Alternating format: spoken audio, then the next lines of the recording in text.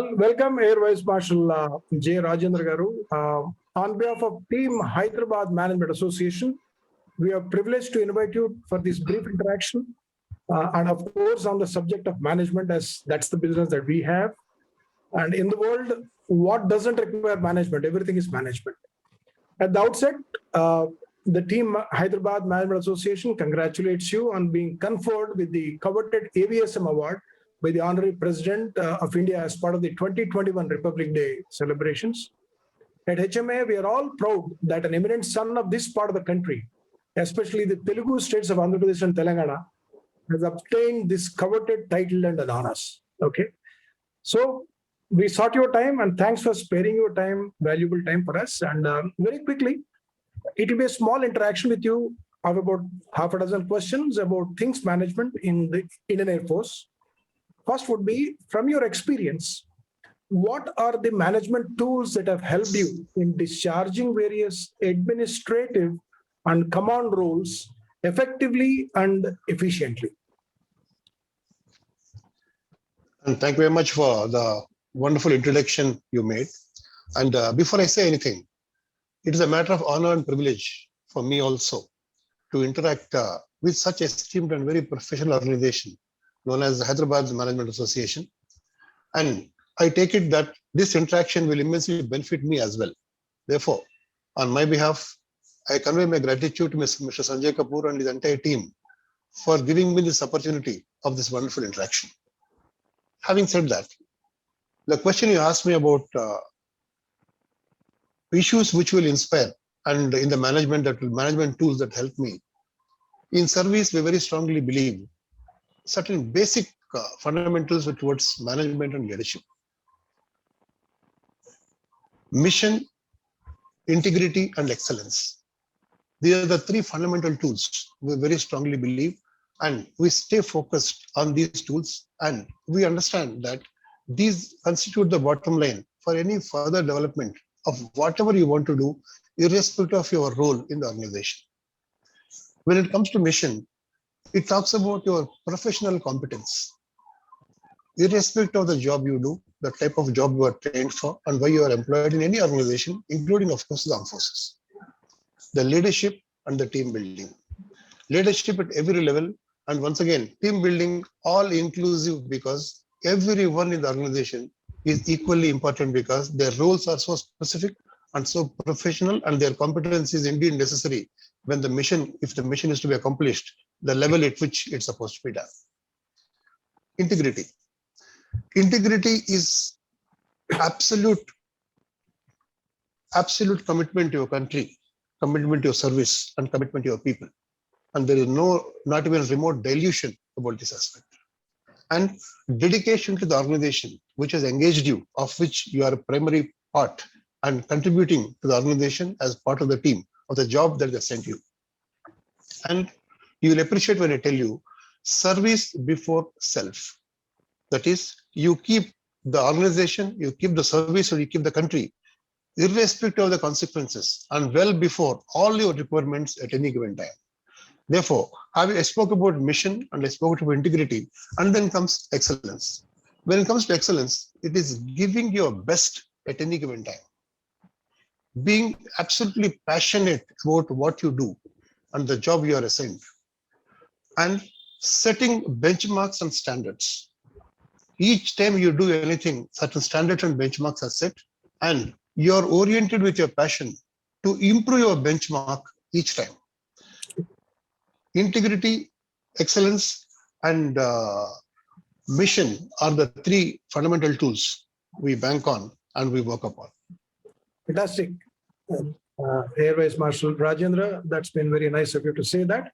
I would now come to a point which is known as the supply chain management in the entire management gamut. So how do you assess Indian Air Force in terms of supply chain management of the aircraft's building, or whether it is spare parts, materials, procurement, warehousing per norms, and such EXIM related thing? You know, there is export import related. I'm sure some of the parts that you use in the aircrafts are imported, and you may also have a chance to export. So how do you look at the supply chain management in terms of the Indian Air Force systems? Okay. before I come to supply chain management, one question which you had asked me earlier got left behind. Okay. And that question, what you had asked me, I'm indeed very impressed with the question you raised actually. That is the difference between administration staff role and command role. Yeah. That's the question you raised some time ago. That's And good. these questions are not normally understood the way they're Okay. supposed to be understood. That my take is that. And Right. I wanted to draw certain differential between these two and understanding of it and its profound impact if you understand it correctly. Very nice. When we do a staff role, there is a specific duty that is assigned to you. In the organization, what you have also, where you're working also, there is a system which is undertaking operations. There are people who are in HR and administration. There are people who are involved in finances, and there are people involved in production. Maybe other roles each of them have. They are different lines in an organization. Yes. As a chief finance officer, a chief operations officer, a chief administrative officer, you have certain role to perform, and your role is defined role in that specific assignment that is given to you, wherein you develop your own team, you have a task cut out, you have certain productivity lines, certain timelines that are to be achieved, and the team that are supposed to be carried. And as the head of that line, you tend to coordinate with other people and continue with pursuing what you are supposed to do. Here is where your professional competence and leadership at your level tends to be very material. When it comes to command role, that is now you are C&MD of a whatever firm or a company it is, as a commander, maybe I am, you are completely and comprehensively accountable for that organization. Right. And the buck stops with you. In the staff role, there is always somebody above you. When you are in the command role, there is nobody above you. It is you who is the final authority.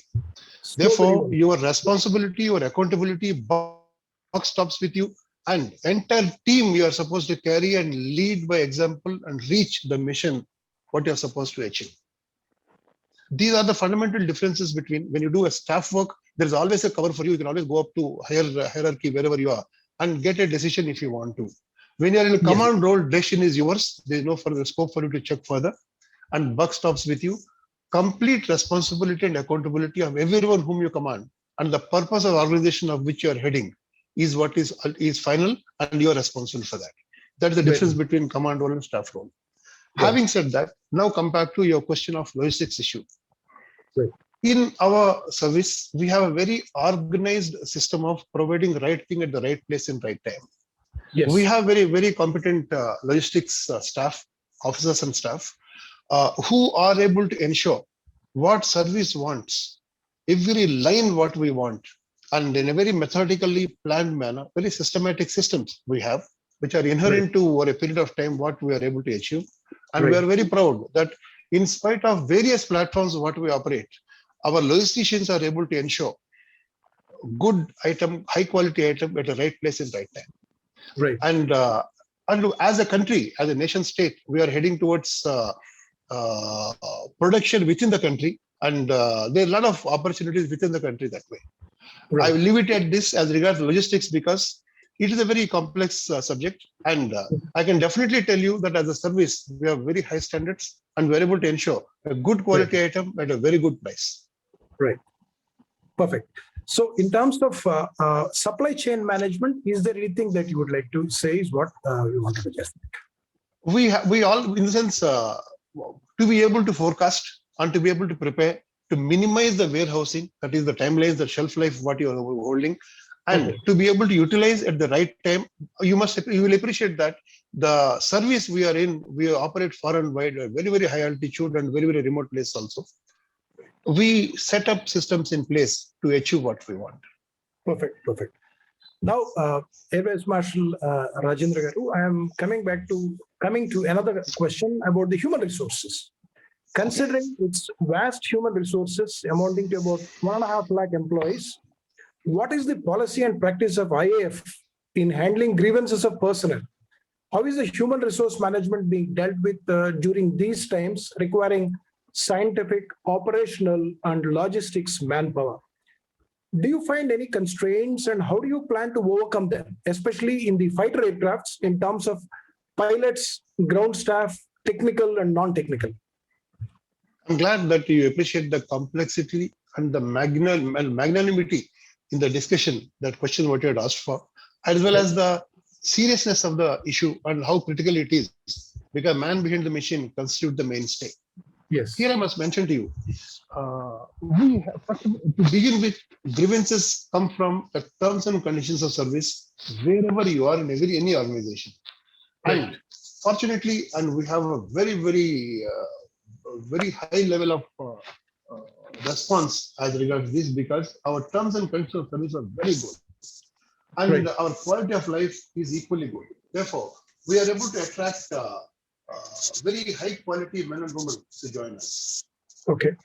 Our training is such that we are able to convey what the organization expects of these boys and girls. And when they join us for a period of time, we find that they fall in place and they be able to appreciate and do the job what is expected of them very, very efficiently. Right. Having said that, it is normal. We are able to attract very high quality talent of boys and girls to join us. Right. And that we are very happy about. And our terms and conditions of service, the quality of service, and the systems and procedures what we have, and service culture and ethos, we are able to inculcate amongst people and include and into the Air Force team, what we call Air Force family. Having said that, having grievances is normal. Okay. It is a human limitation, human expectations also, because wherever expectations and aspirations are not able to be reached to the extent what is expected by everyone, grievances are normal. And therefore, we have a very organized system of grievance redressal and grievance redressal mechanism, wherein we provide for approach anyone who wants to make a representation. There is no issue whatsoever he is supposed to make, and we have timelines within which they are supposed to be resolved. Perfect. They can seek interviews at the very high level. Okay. And it is a statutory provision within to seek redressal of grievance. And there are the time-bound actions we are supposed to take. We are supposed to provide for feedback and relief within a specific timeline what is entitled for. It is a mandate on us. And this mandate we are able to achieve with a lot of effort. And our feedback, I'm happy to tell you, there are very, very few people who actually have any grievances. And our system is able to handle them well. So very nice. For such a huge country with so much of a population and great defense force, that's a great, arrangement the IAF made. So coming back to the employment part, I have a query regarding that. As regards Indian Air Force employment in populated areas, in the conduct of its tasks as part of its mandate, how are the possible collateral damages and perhaps the resultant legal and human rights issues managed? So I'm talking about legal and human rights issues. Probably it's an extension of my previous question to you in terms of resolution of the disputes that you have. Otherwise, when it comes to employment and as a task as part of its mandate, you take it as a mandate as an Indian Air Force. So how are you able to the possible collateral damages that happen and the resultant legal and human rights? How are you dealing with it? Do you have a specific cell which takes care of all these things, or how do you plan to do that? How do you do that actually? And this question of yours also is very interesting. At the same time, I take it as an opportunity to respond it in two facets. One, such human rights issue. Human rights, you mean any damage that occurs to a human being in person or property. That's what is fundamentally what human interface with respect to operations. Perfect. It could be either for a service personnel or a person not connected with service at all. There are the two issues what I want to raise. Right. A person who is connected with service, say I'm standing in front of you. If there is an issue that happens to me by virtue of certain duties I perform, there is inherent and very wide protection, umbrella protection to all armed forces personnel, including our Air Force civilians, for the operations what we take, duties what we perform. As a consequence, if any untoward incident that happens to us, and government provides for significant protection, and service policies take very good care of people within the system.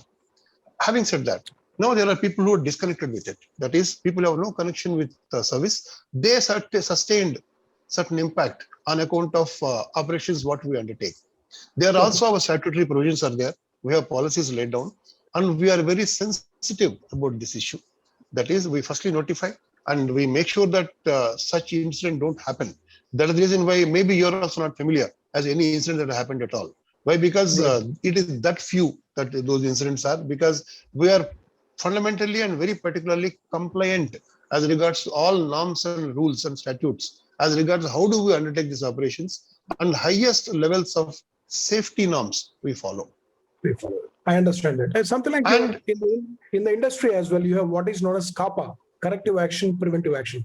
Something happens, you try and correct it, and you will learn a lot of lessons, and you build up your systems in such a way that you prevent them, and then ensure things are corrected to the reasonable manner that's possible. Yeah, go ahead, sir. Yeah.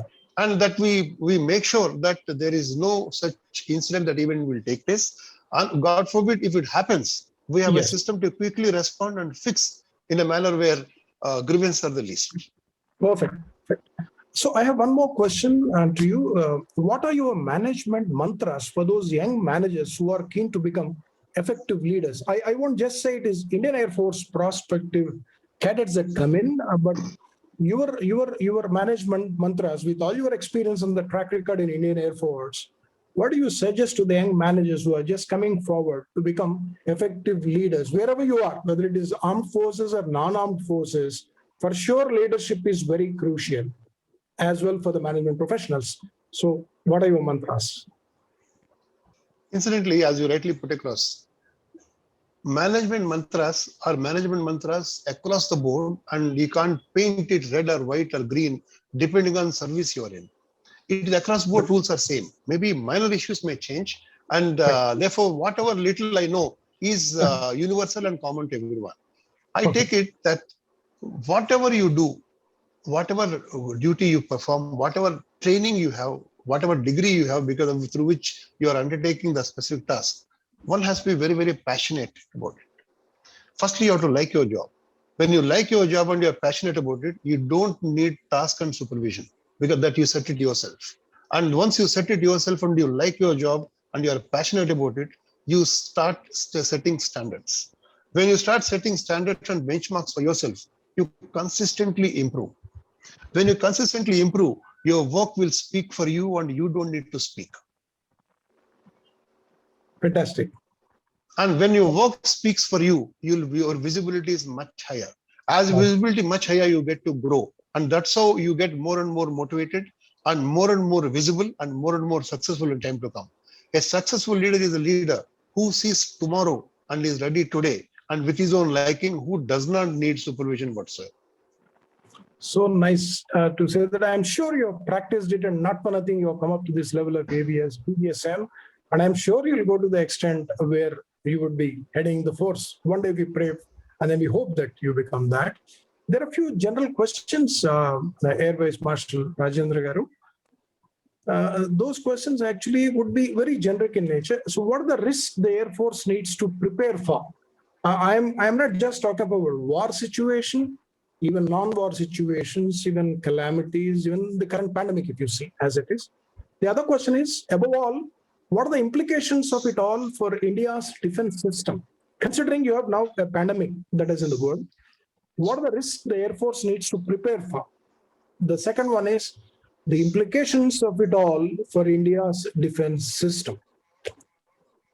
This will be my last question. That's it. No, I appreciate it. If you have spoken about pandemic, if you notice, if at all there were any cases, they were the least in the armed forces, because we have ear to the ground. We have ear to the ground, and we are futuristic. We have very organized and very disciplined system, and any instructions that are given, they are given with great deal of thought, and there is absolute compliance for the instructions that are given. We have very professional and very competent medical fraternity also with us. They are intertwined with armed forces, and they take exceptional care, all of us.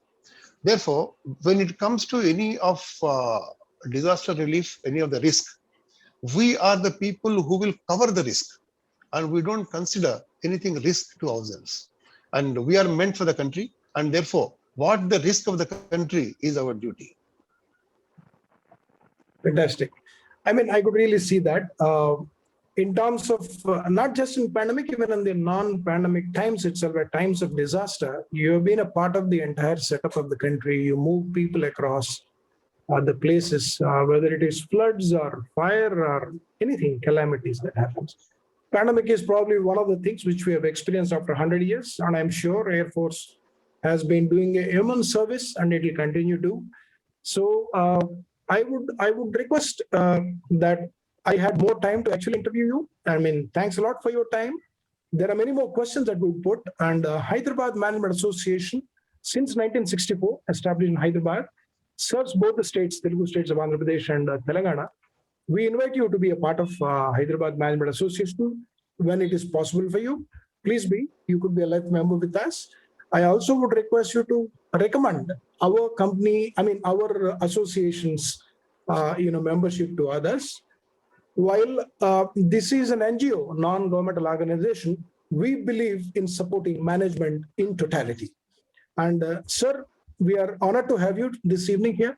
On behalf of Hyderabad Management Association, the president, Sri Sanjay Kapoor and team, I heartily thank you. And your interview is recorded at this point of time.